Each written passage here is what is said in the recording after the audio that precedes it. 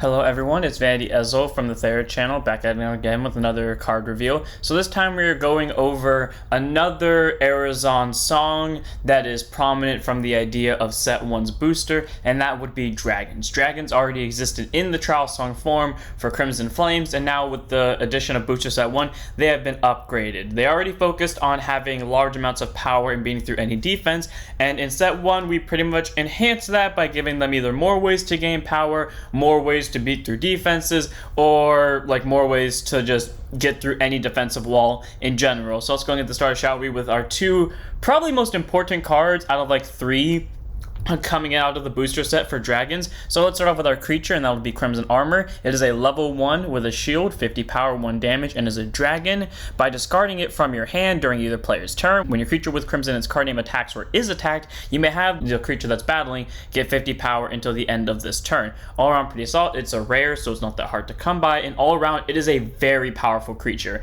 It is like having an extra trap in your hand, and you have to remember, a guard is nullified once the power exceeds the defense. So if your opponent, say for example, guards against Revan and they don't have a creature on the board, so they're just guarding a direct attack and they guard with exactly 200. If you play Crimson Armor from your hand, Revan's power reaches 250, and with the way Crimson Armor's timing works, it'll activate after the guard is initiated, which basically means you can beat through your opponent's guards unless they preemptively guard just in case of Crimson Armor. It's gonna go through, and that's the best part about it. You can play mind games with your opponent, you can force them to throw out more cards than they normally would on an attack, or get overpowered on the attack while they're trying to take down your creature because they don't want Crimson Armor to accidentally take down their own. All around is a very powerful creature and is definitely a 4 of any Dragon song, especially thinking about it, which is like Revan. Revan alone is at 200 base, with just one of these is 250, with two of them 300. Like, it is annoyingly hard to stop Revan, and it is so annoying to try to predict when Crimson Armor is going to come down, both as someone playing against it and both as someone playing as it. So a nice 4 up for Dragons.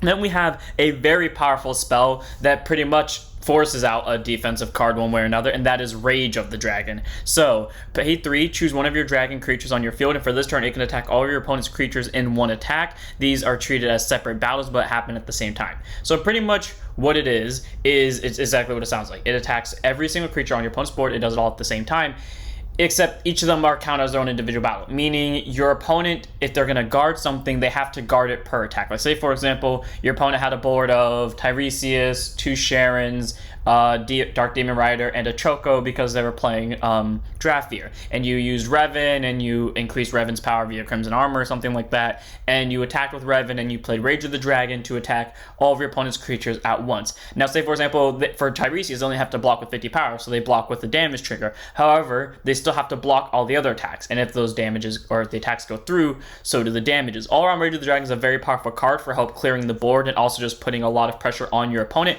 If they're already at 5 damage, automatically anytime that they try to fill up the board, it's a possible game, just because of the great power that dragons can get and the amount of like hacks Rage of the Dragon allows to happen all in one battle. And the only way to really stop all of the battles from happening in general is to destroy the creatures as it's attacking, and there are cards we'll get into later in the booster set that allows you to do that, but as of right now the only real card that does that is the one from the Sauron Trial song. I think it's called Unforgiving Winds, where it can send something back to top, or Demonic Snare. Now if either of those two are used in battle, because they automatically apply to the attacker, it just nullifies the attacks for all of them because the attacker is no longer present. However, if you don't do that and you discard normally, you have to guard for each individual battle. All Around Rage of the Dragon is a very powerful spell. It applies so much pressure on the offense. It does just a lot, only for 3 pay, which sounds like a lot, but then when your power gainer immediately turns into Crimson Armor, which your opponent can't really predict, and you have even just bigger base power in the form of Revan, suddenly trying to rush down dragons does not seem like a good idea. Now does it? So I hope all of you enjoyed. I truly believe that these are 2 of the best 3 cards coming out of Booster Set 1